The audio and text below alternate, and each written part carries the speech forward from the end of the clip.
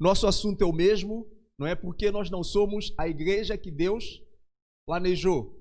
Essa é a pergunta. Por que nós não somos a igreja que Deus planejou? Eu quero então ler com os irmãos o texto aqui. Eu vou ler aqui. Segunda carta de Pedro, não capítulo 3, capítulo 1, versículo 3 a versículo 8.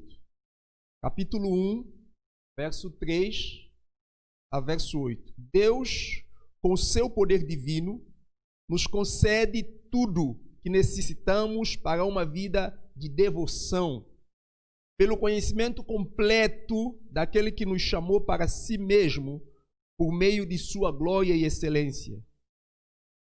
E por causa da sua glória e excelência, Ele nos deu grande e preciosas promessas. São elas que permitem a vocês participar da natureza divina e escapar da corrupção do mundo por causa dos desejos humanos. Diante de tudo isso, esforcem-se ao máximo para corresponder a essas promessas. Acrescentam à fé a excelência moral, o conhecimento, ao conhecimento o domínio próprio, e ao domínio próprio a perseverança, e a perseverança a devoção a Deus. A devoção a Deus a fraternidade, e a fraternidade o amor. Quanto mais crescerem nessas coisas, mais produtivos e úteis serão no conhecimento completo ou seja, completo do nosso Senhor Jesus Cristo. O nosso objetivo aqui é responder essa pergunta: por que nós não somos a igreja que Deus planejou que nós fôssemos? E nós vimos então que a primeira razão, que é esse assunto que nós estamos a estudar, temos mais duas razões para nós analisarmos, mas a primeira razão que nós vimos é porque nós não entendemos o princípio de discipulado. Discipulado é o quê? É o que o Senhor Jesus fez. O Senhor Jesus, para transformar os discípulos em homens de Deus, para transformá-los em homens que eles tornaram, Jesus fez o quê? Jesus os discipulou. Então, o discipulado é um processo para toda a vida. E quando nós perdemos da visão, perdemos da vista, perdemos esse pilar como um pilar de formação de caráter cristocêntrico na vida de cada indivíduo salvo por Cristo, nós perdemos de olho, nós perdemos nós perdemos de nós também aquilo que Deus prometeu para nós. Nós falamos aqui num dos nossos estudos que a igreja ideal é aquela que a Bíblia apresenta. A igreja real é aquilo que nós temos. Há uma diferença muito grande na igreja ideal e na igreja real. Na igreja real, as pessoas que deviam nos abraçar nos ferem. Na igreja real, as pessoas que deviam nos amar afastam-se de nós. Na igreja real, nós não somos compreendidos. Na igreja real, nós usamos muitas máscaras. Na igreja ideal, nós amamos. Na igreja ideal, nós perdoamos. Na igreja ideal, nós não julgamos. Na igreja ideal, nós conseguimos entender que todos nós somos diferentes. E é verdade, e nós vamos falar dentro do nosso estudo que existem dois pilares que é fundamental para o crescimento da igreja. É entender que na diversidade, nessa diferença que existe entre nós, nós temos beleza, e na unidade nós temos poder, nós encontramos força. Deus é um Deus de multiforme graça. Ele age de maneira diferente, usando cada um de nós de acordo com aquilo que Ele mesmo planejou que fôssemos. Foi Deus que fez você como você é. E você só é feliz e só vai ser realizado, só vai encontrar propósito nas mãos de Deus, sendo a pessoa que você é. Sendo a pessoa que Deus fez para você ser. E você não pode sentir nem inferior de que ninguém. Você não pode sentir absolutamente mal com isso.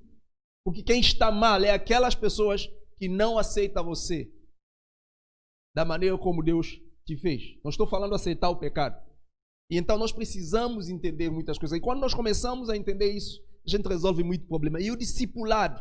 Discipulado é a ferramenta que Deus coloca nas mãos da igreja para que a igreja realmente forme esse grupo de pessoas que são diferentes em um único propósito, que é glorificar a Deus juntos. E quando nós estamos juntos, nós somos poderosos. Quando nós estamos juntos, nós somos imbatíveis. Quando nós estamos juntos, ninguém e nada nos pode parar. Nós precisamos entender isso. E então, esse texto que nós estamos a ler, nós encontramos então chave para nós vivermos o que Deus planejou para nós vivermos. Nós encontramos aqui processos importantes para a maturidade cristã e para a verdadeira felicidade, para a verdadeira alegria. O texto em Almeida, ele vai dizer, em NVI, vai dizer que Deus nos deu todas as coisas para nós vivermos uma vida verdadeiramente boa, verdadeiramente abençoada. O plano de Deus é que eu e você vivamos uma vida abençoada. O plano de Deus é que nós vivamos uma vida verdadeiramente boa. O plano de Deus é que nós vivamos uma vida de bem-aventurança. Jesus não é político. Quando Jesus disse bem-aventurado, aqueles que ouvem a palavra e aqueles que creem nele, Jesus não estava fazendo promessas para iludibriar a gente, para nós acreditarmos numa promessa e dizer, não, é esse caminho que eu quero, é esse Salvador que eu quero. E depois, quando você vai até Jesus, você percebe que, afinal de contas, não tem nada disso. A igreja, se não entender o plano de Deus, ela faz aquilo que as políticas fazem aqui fora, faz aquilo que os políticos faz promessas bonitas, mas quando a pessoa entra dentro da igreja, a pessoa percebe que, na verdade, é um problema que não tem nada a ver. Mas não tem nada a ver com Jesus, isso aqui não tem absolutamente nada a ver com o nosso Senhor Jesus. Quando nós lemos aqui, então, o apóstolo Pedro, ele diz claramente que Jesus nos chama com o propósito de nós vivermos uma vida abençoada. Diante disso, o apóstolo está nos dizer que Jesus nos deu tudo para nós vivermos uma vida de que uma vida que pode produzir. Na verdade, o apóstolo está a dizer que Deus nos capacitou para demonstrar para o mundo perdido o Salvador e Rei que reina em nós. Quando ele diz que Deus nos deu tudo para vivermos uma vida de piedade, ele está dizendo que Deus deu tudo para a igreja, mostrar para o mundo quem reina na igreja, quem governa na igreja, quem vive, quem é o seu Senhor, quem é o meu Senhor. E é importante, quando nós lemos aqui, nós percebemos que está tratado de algo que é de ordem genética e não comportamento. Deus nos deu tudo, porque nele nós fomos gerados. E por ser gerado nele, nós recebemos a natureza dele, nós recebemos a essência dele. E então Deus, ele é seu pai, Deus é meu pai, Deus é nosso pai. E se Deus é nosso pai, é propósito dele que nós vivamos uma vida verdadeiramente boa, uma vida verdadeiramente abençoada. Deus é seu pai e ele planejou isso para nós. Então Deus chama-nos em Cristo para nós experimentarmos desse poder, para nós experimentarmos dessa graça, para nós experimentarmos desta glória e desta virtude. Deus nos chama para nós experimentarmos desta glória e desta virtude. Isso é ser cristão. Ser cristão é um chamado para você e eu, para nós desfrutarmos o que Deus já alcançou por nós. Não é um esforço para agradar alguém, mas é um chamado para desfrutar e mostrar aquilo que Cristo já conquistou para nós. Infelizmente, muitos cristãos estão sobrevivendo. E Deus não nos chamou para sobreviver. Deus nos salvou para desfrutarmos de vida. Sobrevivência é uma conquista para vencer o dia a dia. Estar em Cristo é desfrutar da plena segurança e paz da vida em Cristo. Uma vida que nem mais a morte pode servir de medo para tirar você a alegria, a segurança, a paz de desfrutar do gozo que é viver.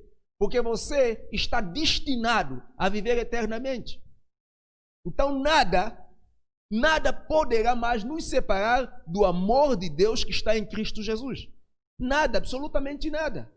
Porque você agora tem vida. E você tem vida em abundância. Você tem vida que realmente vale a pena viver. E essa vida com Deus. Então, quando nós não entendemos isso, nós acabamos sentindo uma monotonia muito grande. Há muitos cristãos cansados. Não entende por que ele vai para a igreja. O que é ser cristão? É acordar de cama, pegar uma Bíblia, vir domingo para a igreja, ouvir o irmão falando e depois voltar para casa. Amanhã tem uma reunião, a gente volta e faz isso e vai para casa. Mas o que é ser cristão? Então observa que o cristianismo que nós abraçamos, o cristianismo contemporâneo, ele perdeu totalmente de vista o que Deus revela do cristianismo. Então o cristianismo é Cristo vivendo em você e em mim. Aonde? Todos os dias. É Cristo usando você com poder para fazer diferença em todo lugar. E quando isso é real, esse ambiente também muda. Esse lugar vai fazer todo sentido. Mas quando isso não é real, esse ambiente torna um lugar opcional. Não torna uma necessidade. Torna uma opção. Se deu para vir, eu venho. Se não deu para vir, entendeu? Porque eu posso assistir uma mensagem na internet. Porque quando eu tenho a possibilidade de assistir uma live, eu tenho que sair de minha casa, deixar o meu conforto para estar aqui. Então, quando eu não entendo o cristianismo, eu relativizo o absoluto. Quando eu não entendo a vida com Deus, eu relativizo a própria vida. Eu preciso entender que Deus em Cristo, Ele nos chamou para vivermos coisas muito grandes. E é interessante que esses assuntos que nós estamos aqui estudando são coisas que hoje a neurociência está trabalhando. Muitos filósofos, eles disseram que não existem mais absoluto, que até mesmo a ciência, que nós tínhamos esperança que podia ser o absoluto da vida humana, mas eles dizem que a ciência apenas apresenta para o homem uma possibilidade de perspectiva de provisoriedade. A ciência nos apresenta muitas possibilidades, muitas perspectivas, mas são coisas apenas provisórias. Tudo que a ciência apresenta para o homem, porque não resolve o problema do homem. E então, a neurociência agora trabalha dizendo que a causa de muita frustração é porque falta o quê? O autoconhecimento. É porque o homem perdeu de vista a empatia. Então, o que é autoconhecimento? É você conhecer os seus pontos escuros e você saber lidar com ele. Porque quando você está bem por dentro, quando você se conhece, sabe lidar com as suas fraquezas, você vai encontrar felicidade, porque a vida, o que vai dominar e governar a sua vida, já não depende mais do que o outro pensa ou do que a sociedade determina, porque você se conhece. E então hoje há um trabalho grande de gente sentando para levar a pessoa a se encontrar. E Deus em Cristo já te encontrou. E Deus em Cristo, Ele exatamente fez isso conosco. O que o Espírito Santo fez com você? Ele fez você fazer exatamente o autoconhecimento. Ele te levou a olhar para você, a perceber que você é pecador e perceber que o problema que te afeta e que te destrui é o pecado. E quando você chega a esse ponto e percebe, não, eu sou pecador, o que você faz? Você confessa. Você entrega-se a Jesus. Então Jesus, o nosso psicólogo verdadeiro, ele já sabia de todas essas coisas. E quando nós lemos nesse texto, nós encontramos princípio para uma vida abundante e vitoriosa. Então ali, nós precisamos entender que o apóstolo está nos dizendo que Deus nos deu capacidade para mostrar ao mundo o Salvador que está em nós. Então, como nós então podemos viver uma vida verdadeiramente boa? Para nós vivermos uma vida verdadeiramente boa, uma vida abundante, nós precisamos tornar a voz de Deus fonte da nossa vida. A palavra de Deus, ela tem que tornar fonte da sua vida. Deus, Ele chama você para viver sob o comando da sua palavra. É somente seguindo a palavra de Deus, é somente olhando para a palavra de Deus, é somente procurando entender e aplicar a palavra de Deus que você vai vencer e vai desfrutar de uma vida verdadeiramente boa. É por isso o profeta Isaías, ele já falava: vinde e comprai sem dinheiro. Por que vocês gastam dinheiro? Por que vocês gastam todo o produto da vossa vida naquilo que não satisfaz? Enquanto hoje se vende felicidade. Hoje se vende tanta coisa porque o que nós vemos em tudo isso é o que o Senhor Jesus já preparou para nós. Infelizmente, aqueles que deveriam ser canal de bênção, que deveriam realmente mostrar uma vida abundante em Cristo, vivem diferente. e precisam de pessoas não cristãs para dizer para ela que ela precisa de ser orientado para conseguir vitória e para fazer muita coisa. Hoje, o crente está a ser evangelizado, o crente está a ser discipulado por mundo, através de psicologia, através de tantas terapias, que nós vamos acompanhar pessoas ateias que não conhecem Deus para nos mostrar o caminho da paz, para nos mostrar o caminho de felicidade. Porque a igreja real está falhando.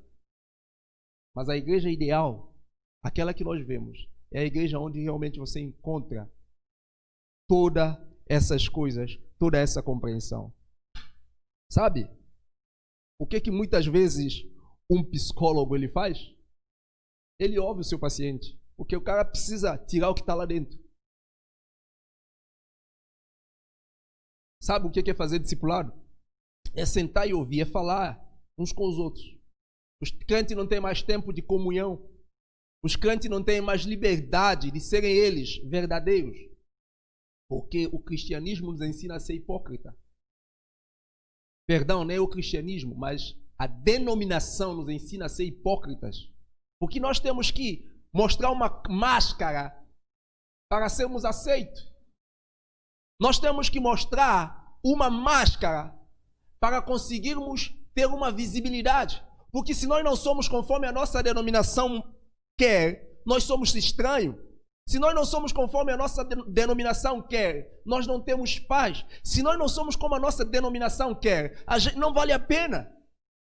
Então, você tem que mostrar máscara para você estar aqui assentado.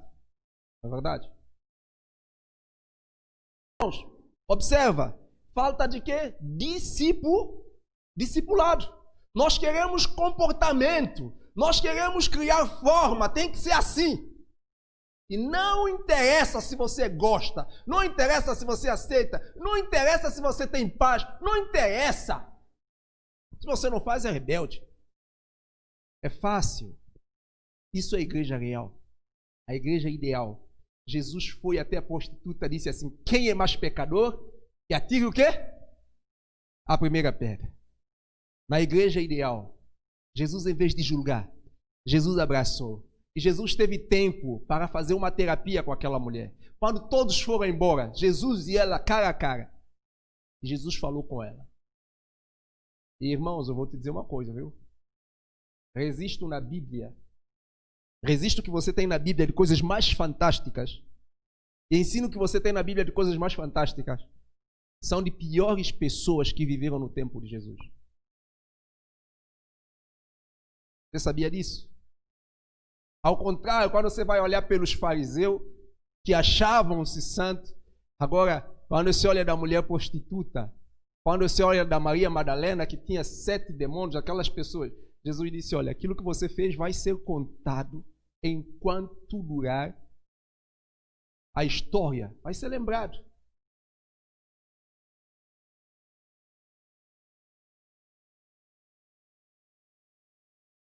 Se você vai olhar para a história, o homem segundo o coração de Deus, é quem? Davi. Agora olha para a vida de Davi. O cara era pior pecador mesmo. Olha para a vida de Paulo. As pessoas que mais foram usadas por Deus, as pessoas que mais você tem exemplo de vida para seguir, são aquelas pessoas que a sociedade queria jogar fora. E Jesus abraçou. E elas encontraram aquilo que Deus é, amor. Elas encontraram aquilo que Deus é, graça. Então, irmão, nós precisamos tornar a voz de Deus fonte da nossa vida. A vida, ela somente encontra harmonia, vitalidade, força, essência, saúde, quando ela é sustentada pela palavra que sai da boca de Deus. Não existe nenhuma outra forma de nós conseguirmos isso. É somente pela palavra que sai da boca de Deus. Então o apóstolo Paulo fala que o plano de Deus é que nós saiamos do estágio de apenas acreditar em Deus, de falar essas coisas bonitas, mas que nós manifestamos a virtude daquele que nos chamou das trevas para a sua maravilhosa luz. E nós falamos aqui que virtude, aqui no nosso... agora aqui no slide, você tem ali uma figura de casa, um prédio. Você já colocou fé. Fé é a base. Então, quando nós olhamos para essa casa, o que é virtude? Virtude é toda aquela beleza. Aqui na Bíblia Transformadora, ela vai dizer o quê? Ela vai dizer que virtude é o quê? Excelência moral. Excelência moral. Virtude é exatamente excelência moral. O que é isso que Deus está dizendo? Virtude é uma vida virtuosa, de pensamento, de sentimento, de ação. Ele trata de qualidade de vida mais superior, mais elevada que se pode viver. E é uma vida que está inerente apenas àquelas pessoas que têm Deus. O mundo não consegue viver essa vida, porque essa vida, ela vem de Deus. Ela é de Deus. E quando você está com Deus, essa vida de Deus gera essa vida em você. Fora disso é comportamento. E então virtude é o quê? É excelência moral. É a vida no estágio mais elevado. E o que é que nós temos aqui nesse texto? Nós falamos Deus, quando chama Abraão, Deus mostra para Abraão aquilo que ele queria que Abraão fosse. A figura, o retrato, a visão, o modelo do homem que ele queria que Abraão fosse. Abraão era um homem que adorava ídolos. Abraão era um homem que tinha uma mulher que não podia dar filhos. Deus disse para Abraão, não, eu vou multiplicar sua descendência, eu vou abençoar a sua vida, você vai ser abençoado e em ti vai ser abençoada todas as famílias da terra. Deus mostrou para Abraão, projetou diante de Abraão o que? Aquilo que ele planeja para Abraão ser. Abraão ainda não era essas coisas, Deus estava apenas comunicando a Abraão. Abraão, quando olha para aquilo ali, e então Abraão agora foi andando com Deus para que essas coisas aconteçam. Então, nós falamos de vocação e nós falamos de ministério, que é o quê? Que é aquele trabalho. E então, nós precisamos entender, quando nós olhamos para esse texto, Deus está mostrando para nós o quê? Aquilo que Ele quer que nós sejamos, aquilo que Ele planejou para você ser como pessoa, aquilo que Ele planejou para a igreja ser como instituição. Ele quer uma igreja virtuosa, uma igreja realmente excelente. Deus não quer menos do que isso. O próprio Senhor Jesus disse que enquanto isso não acontecer, Ele não vem nos buscar. Está lá em Efésios. Ele disse que Ele está preparando para si uma igreja santa, sem mácula, nem ruga, nem coisa semelhança, mas o quê? Santo, irrepreensível. Efésios capítulo 5. É isso que Ele diz que Ele está preparando a igreja. E o projeto final é exatamente que a igreja apresenta essa excelência de virtude, de qualidade superior de vida. E aí então, uma vez que você entende isso, ele fala, então ok, agora você tem que fazer o quê? Você tem que adicionar ao virtude conhecimento. Beleza? A vida que Deus quer para você é essa vida. É uma excelência moral, é uma vida equilibrada, é uma vida top. Aí, para você fazer isso, ele diz agora, aqui na versão transformadora, ele vai dizer para nós assim, olha, diante de tudo isso, esforcem-se ao máximo para corresponder o quê? A essas promessas. Olha o que Deus tem para você. Olha o que Deus tem para nós. É isso que Deus tem. Você não pode contentar com inferior a isso. E aí apóstolo Pedro está a dizer, meus queridos, o que está diante de você é isso. Significa que Deus se prometeu, Ele não é político, Ele vai cumprir. Você pode viver isso. Então, esforça. Isso é a parte de quem? A nossa parte. Nós entendemos muito mal a salvação. Entendeu-se muito mal. Nós ensinamos muito mal a doutrina da salvação. A doutrina da salvação que nós ensinamos é assim, rapaz, não importa. Você pode ser bêbado, ladrão, feiticeiro, todo tipo de coisa. Se você aceitou Jesus, você é salvo uma vez para sempre. E agora nada mais tira a sua. Só que nós não ensinamos que a salvação, ela precisa ser desenvolvida. Não no sentido de ganhar a salvação, mas Jesus não nos salvou apenas no inferno. Ele nos salvou para vivermos uma vida que dignifica o nome dele. É por isso que Paulo vai falar para Timóteo, para ele desenvolver a sua salvação. Aí ele vai falar de santidade. Ele vai falar que, ou seja, é inconcebível se você nasceu de novo e não acontece que há mudanças na sua vida. Então há pessoas que não estão mais nem aí, não estão mais preocupados com nada. Ninguém está preocupado com atingir o que Deus quer para ele. Sabe por quê? Porque ele é salvo, e uma vez salvo, salvo para sempre. É verdade que Jesus nos salva e ele nos deu a vida eterna. Nada mais separa isso da gente. Mas eu preciso que quando você lê a Bíblia, você precisa ver que o apóstolo Paulo, ele mesmo contesta esse comportamento. Eu quero para você ler um texto só. 2 Coríntios capítulo 13. 2 Coríntios capítulo 13, vamos ler aqui. Versículo 5. O que você pensa? O que vem à sua mente quando você ouve essa palavra? É apóstolo Paulo. Ele está olhando para a igreja de Corinto e ele não está vendo virtudes. Você entende? Ele está olhando para uma igreja, ele não está vendo virtude, ele não está vendo vida de Cristo na vida da igreja. Ele fala, gente, para aqui. Pega aqui. Vocês têm que agora fazer uma análise. Examinem a vós mesmos. Avaliem vocês mesmos se vocês são cristãos. É isso que ele está dizendo. Imaginem, examinem você mesmo. Eu nem vou perder tempo com isso, mas eu quero que vocês façam autoanálise, avaliem vocês se vocês de fato se vocês estão em Cristo. Por quê? A vossa vida não está de acordo com o vosso procedimento. O Cristo que vive em vocês é muito fraco. O Cristo que vive em vocês é muito pecador. O Cristo que vive em vocês é muito mau. O Cristo que vive em vocês é muito péssimo. Porque se Cristo vive em vocês e é o que vocês mostram para o mundo, vocês estão a dizer para o mundo que Jesus é tudo aquilo ali. Assim, quem é Salvador? Quem é Senhor que vocês servem lá na igreja? Nós servimos Jesus. Uau! Então Jesus é assim? É isso que Paulo está dizendo. Examinem a vós mesmos. Então, mas o que leva as pessoas a ser assim? Você fala para a pessoa algo, mas aí você não tem tempo para discipular. O discipulado é o que vai eliminar todas essas coisas. Então, o que é conhecimento? Conhecimento, dentro de tudo aquilo ali, é a estrutura que vai suportar a fé. O conhecimento é a estrutura que vai dar base, alicerce, que vai revelar o poder da fé. É por isso que no versículo 8 de 2 de Pedro, ele diz assim, eu vou ler aqui nessa versão aqui. Versículo 8 ele diz assim, quanto mais crescerem nessas coisas, mais produtivos e úteis serão no quê? No conhecimento completo. No conhecimento completo.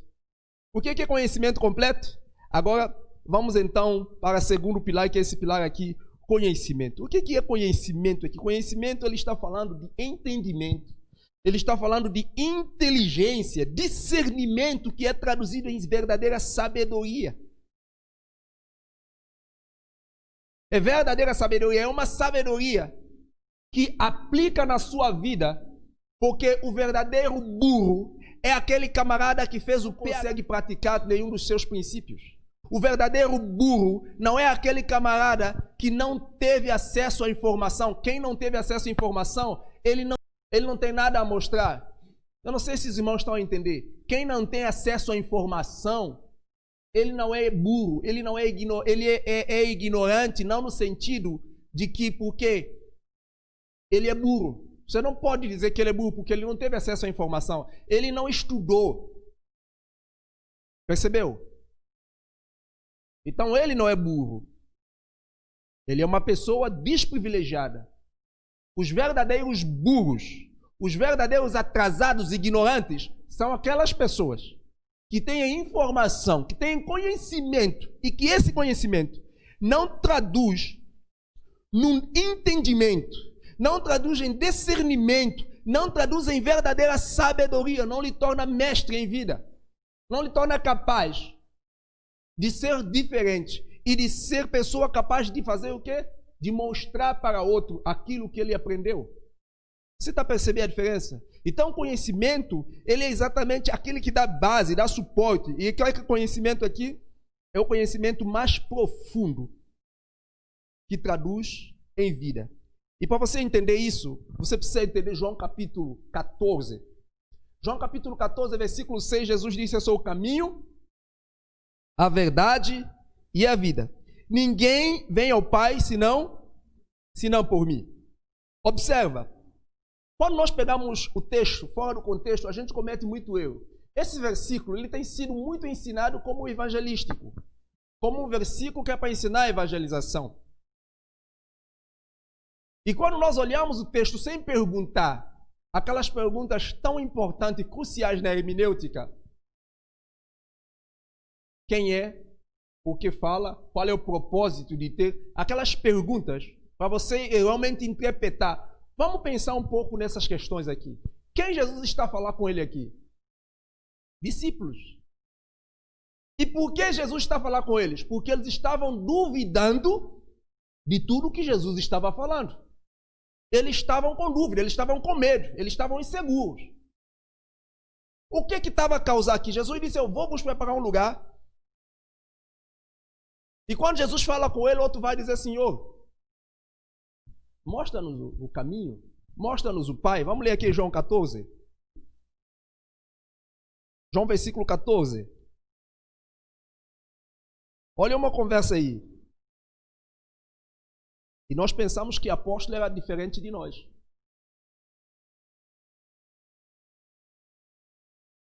Nós olhamos para os apóstolos e nós queremos pensar que eles são diferentes de nós. Olha o que é que diz aqui. Não se turbe o vosso coração, credes em Deus, credes também em mim. Na casa do meu Pai há muitas moradas, se não fosse assim eu vou-lhe teria dito, vou-vos preparar um lugar. Quando eu for e preparar-vos o lugar, voltarei e vos receberei para mim mesmo, para que onde eu estou, estejais vós também. E vós sabeis, olha Jesus aí todo seguro, hein? E vós sabeis o caminho para onde vou. Aí já começa um lá. Ah, Senhor, nós não sabemos não, Senhor. Você está a confundir as coisas aqui. Nós não sabemos o caminho não. Nós não sabemos para onde vais. Como vamos saber o caminho? Aí Jesus responde: mas eu sou o caminho, a verdade e a vida. Ninguém vem ao Pai senão por mim. Aí você segue a conversa, o outro diz: Senhor, o que é que ele fala? Mostra-nos o Pai, isso nos basta. Jesus fala: mas olha, tanto tempo eu estou com vocês, vocês não sabem que quem vê a mim vê o Pai. Como dizes tu, Filipe, mostras o Pai? Vocês então não acreditam que eu estou no Pai, o que o Pai está em mim, e que as palavras que eu vos digo, não vos digo de mim mesmo, mas o Pai. Observa a situação. Então, qual é o contexto? Um contexto tenso. Um contexto que quase Jesus ia dizer: eu desisto. Ele estava no momento final. Já passaram mais de 2 anos com aqueles homens. Agora ele está falando: agora eu vou para o Pai, ou seja, agora eu vou morrer porque a coisa está pronta. Aí começa todo esse problema. Você entende? Então Jesus fala para eles: presta atenção, eu sou o caminho, a verdade e a vida. E esse conhecimento, você tem que entender que esse conhecimento, ele está relacionado a isso aqui. Primeiro, tem que estar no caminho, porque Jesus é o caminho. Mas Jesus, quando fala, ele é o caminho, por quê? Porque o discípulo disse, ele não sabe para onde vai. É por isso que Jesus falou o caminho. Ah, vocês não sabem para onde vão? Eu sou o caminho. Se vocês estão em mim, vocês estão no caminho certo. Se vocês estão em mim, vocês estão indo para a casa do Pai, onde eu vos falei. Porque eu sou o caminho para a casa do Pai. Ele não precisava falar isso. Se os discípulos não tivessem perguntado para Jesus, mostra-nos caminho, Jesus não ia falar a ele essa conversa, eu sou o caminho. Se eles mostravam entendimento, clareza, de que eles entenderam o versículo 1, eu vou vos preparar um lugar, vocês não turbem o vosso coração, porque na casa do Pai há muita morada. Jesus não falava, eu sou o caminho. Mas eles queriam saber mais: Senhor, como é que a gente vai chegar a esse céu que o Senhor está a falar aí? Como nós vamos chegar lá? Mostra-nos uma forma. Jesus diz: eu sou o caminho. Você entende? Eu sou o caminho. Agora eles estavam duvidando: mas Senhor, pelo menos mostra-nos o Pai fala alguma coisa, isso nos basta. Jesus começou já a ter um problema sério. Jesus percebeu que aqueles homens estavam desfocados, estavam perdendo com foco totalmente diferente. Ele disse, eu também sou a verdade. As palavras que eu vos falo não saem de mim mesmo. Primeiro, eles estavam com dúvida de caminho. Segundo, eles estavam com dúvida de próprias palavras de Jesus. A verdade. Jesus disse, não, as palavras que eu falo para vocês, vocês podem acreditar, porque ela tem autoridade de Deus. Ela sai de Deus, ela é de Deus. E então vocês podem acreditar no que eu falo para vocês. Aí depois, ele fala, eu também sou a vida. Se vocês estão em mim, vocês estão no caminho certo. Vocês têm toda a verdade que liberta. Por isso ele diz, conhecereis a verdade e a verdade vos libertará. E vocês, com isso, vocês têm a vida. Vocês vão viver da vida, porque o que impede a pessoa de viver da vida é pecado. E quando vocês têm a verdade que liberta vocês a cada dia, vocês vão viver vida de paz, vida de gozo, vida abundante, vida verdadeiramente boa. E esse é o processo.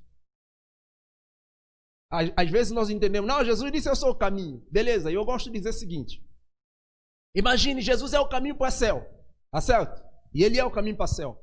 E nesse caminho para o céu, você tem... Temos 5 minutos para terminar. Eu vou terminar com essa ilustração aqui. A gente continua na próxima semana. Nesse caminho para o céu, é o único caminho, Jesus. Só que nesse caminho para o céu tem a verdade. E vamos colocar a verdade como lomba. Sabe o que é lomba? Quebra-mola. Isso. E vamos colocar verdade como semáforo. Sinal que aqui no Brasil tem, meu país não tem, mas aqui tem, e os irmãos sabem melhor do que eu o que é isso. Vamos colocar no caminho radar. O que é radar? Aquela luz que diz assim, aqui você tem que andar 40 quilômetros, porque passou disso aqui, o que é que vai acontecer? Multa. Há muitos crentes que não estão a respeitar esses sinais no caminho. É o caminho que tem a verdade, não é o caminho para andar só, de qualquer jeito, gente. Você entende? Não é estar salvo e querer ir para o céu sem passar por esses caminhos.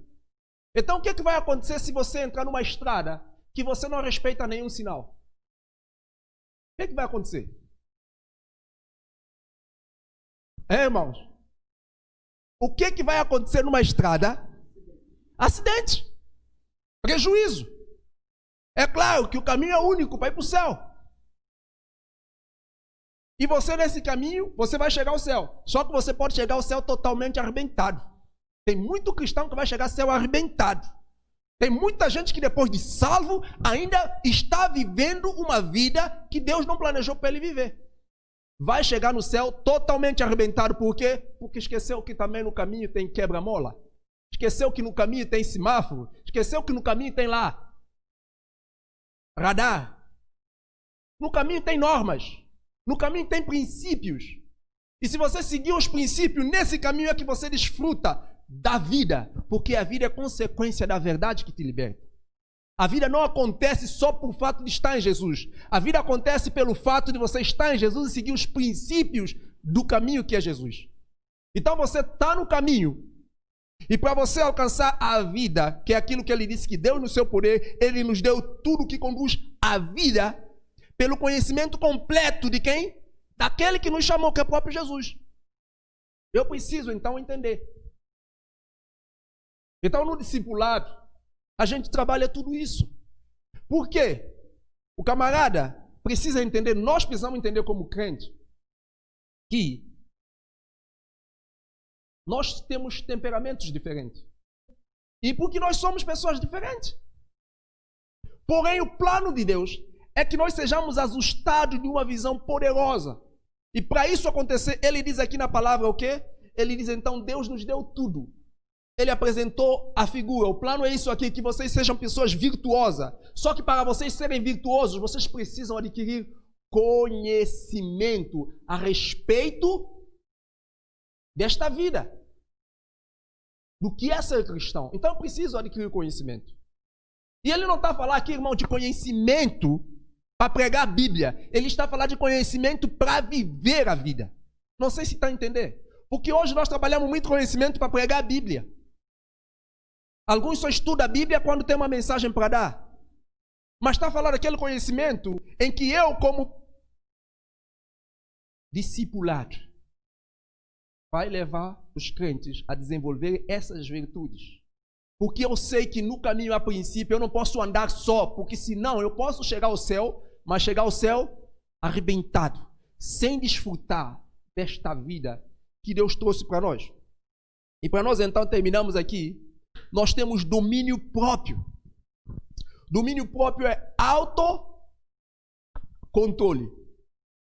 Olha só.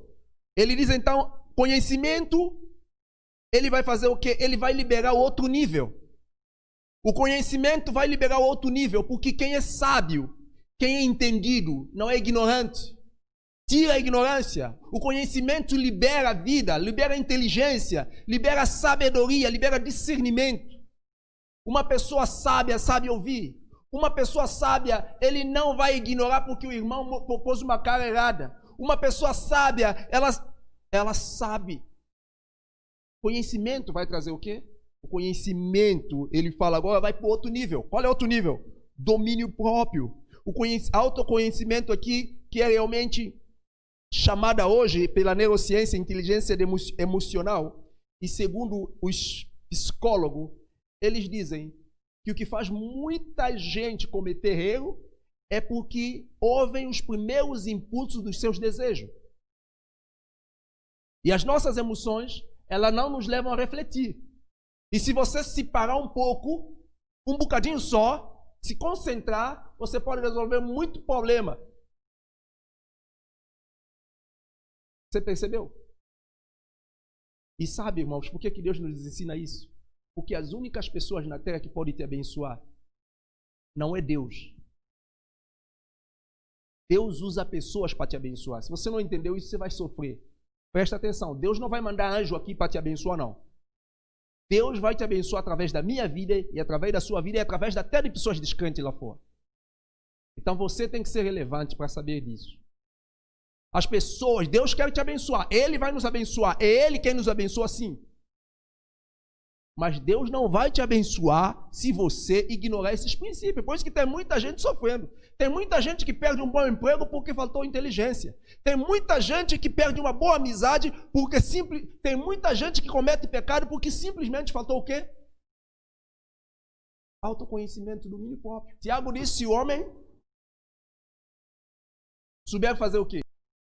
Controlar a sua, ele é o quê? Perfeito. Você entende? Não tem nada aqui em desconexo. É o que Pedro está dizendo, isso aqui é essa vida. Que é refletir Cristo.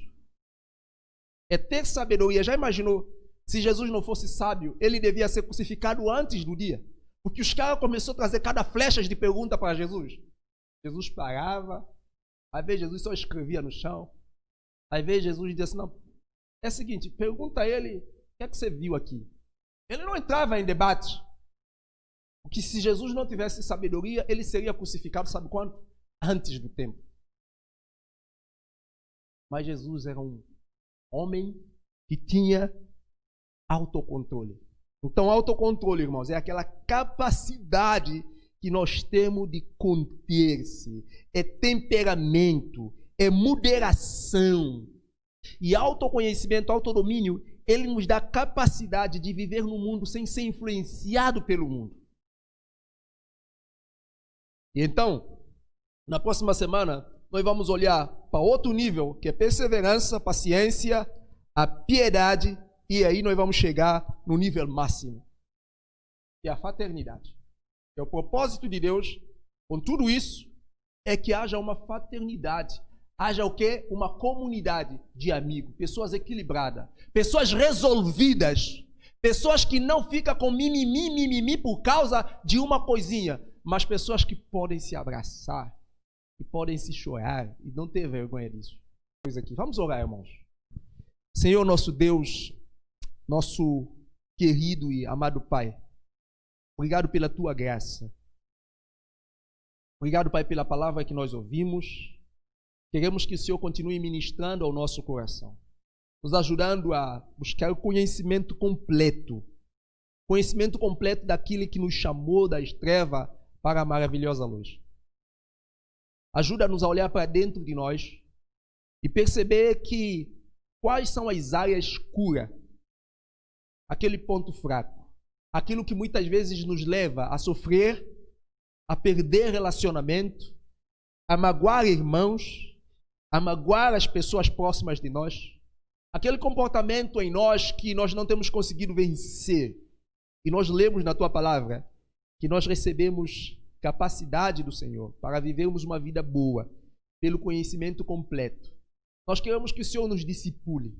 Nos ajude, Pai, a ter conhecimento em como vencer essas áreas, para que nós possamos, Pai, exercer nelas autocontrole.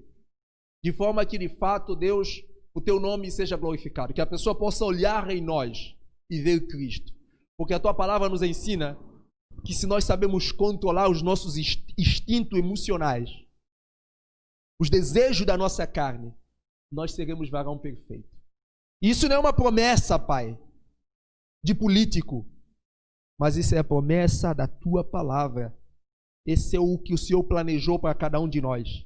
E nós nesta manhã queremos declarar em nome de Jesus que nós queremos tomar posse desta vida, desta promessa. Nós não queremos contentar em viver um cristianismo monótono, fraco. Nós queremos ser como nosso Senhor e Salvador é, nosso Senhor Jesus. Aquilo que Ele viveu e conquistou para nós na cruz. Nós queremos viver isso. Nós queremos ser uma pessoa completa. Nós queremos desfrutar da vida em abundância. Nós queremos que a tua igreja manifeste a tua glória. Nós pedimos isso, Pai, em nome de Jesus. Amém.